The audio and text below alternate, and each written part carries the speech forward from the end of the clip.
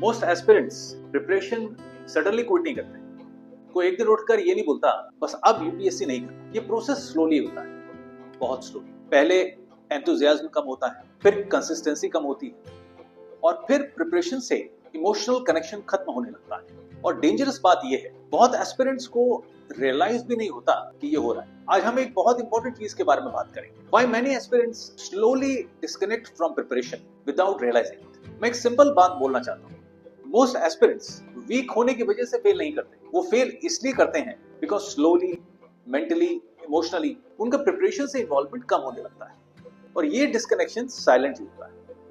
Beginning में preparation exciting लगती है, new books, new goals, new motivation, सब मीनिंगफुल लगता है। लेकिन कुछ मंथ्स के बाद प्रिपरेशन मैकेनिकल फील होने लगती है, रीडिंग एक रूटीन बन जाती है, इंटरेस्ट कम होने लगता है और यहीं से डिस्कनेक्शन स्टार्ट होता है। बहुत एस्पिरेंट्स कॉन्स्टेंटली प्रेशर कैरी करते रहते हैं, अटेम्प्ट्स का प्रेशर, एज का प्रेशर, फैमिली एक्सपेक्टेशंस का प्रेशर, और स्लोली प्रिपरेशन इंस्पिरेशन से ज्यादा बर्डन लगने लगता है। और जब माइंड कॉन्स्टेंटली प्रेशर फील करता है तो वो नेचुरली प्रिपरेशन से दूर जाने लगता है।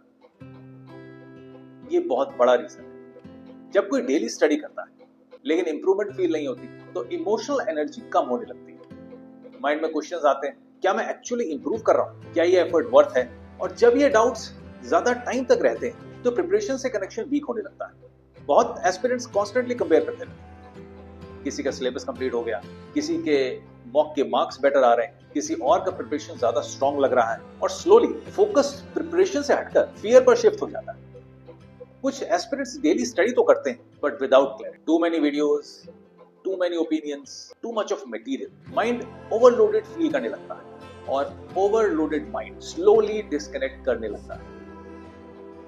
यूपीएससी प्रिपरेशन एक लॉन्ग जर्नी, बहुत लॉन्ग, और लोग इमोशनल साइड को अंडर एस्टिमेट कर देते हैं। कभी कभी एस्पिरेंट्स फिजिकली टायर्ड नहीं होते, वो इमोशनली टायर्ड होते हैं, अनसर्टेनिटी से टायर्ड, वेटिंग से टायर्ड, सेम साइकिल रिपीट करते करते टायर्ड, और इमोशनल फैटिग मोमेंटम को स्लोली डिस्ट्रॉय करती है। बिगिनिंग में तो स्ट्रॉन्ग फीलिंग होती है, मुझे ऑफिसर बनना है, लेकिन रिपीटेड स्ट्रेस और प्रेशर के बाद वो इमोशनल कनेक्शन वीक होने लगता है। प्रिपरेशन पर्पस से ज्यादा सर्वाइवल लगने लगती है, और जब पर्पस वीक होता है तो कंसिस्टेंसी भी वीक होने लगती है।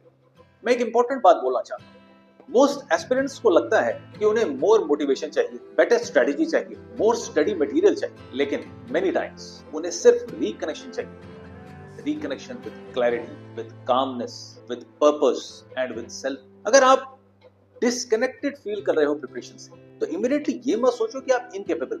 कभी कभी प्रॉब्लम इंटेलिजेंस की नहीं होती, प्रॉब्लम मेंटल ओवरलोड की होती है। इसलिए कभी कभी पॉज लेना भी इंपॉर्टेंट होता है, खुद को ऑब्जर्व करना इंपॉर्टेंट होता है, सिंपल क्वेश्चंस पूछना इंपॉर्टेंट होता है। क्या मैं मेंटली प्रेजेंट हूं? क्या मैं कॉन्शियसली प्रिपेयर कर रहा हूं या बस मैकेनिकली कंटिन्यू कर रहा हूं? यूपीएससी प्रिपरेशन सिर्फ एक एकेडमिक जर्नी नहीं है, ये एक मेंटल और इमोशनल जर्नी भी है। और जो एस्पिरेंट्स इमोशनली कनेक्टेड रहते हैं वो ज्यादा कंसिस्टेंटली मूव करते हैं। मोस्ट एस्पिरेंट्स सडनली क्विट नहीं करते, वो पहले स्लोली डिस्कनेक्ट करते हैं। Don't let that happen silently. So if you feel connected with this video, share it with someone who genuinely needs to hear this today. So take care and all the best.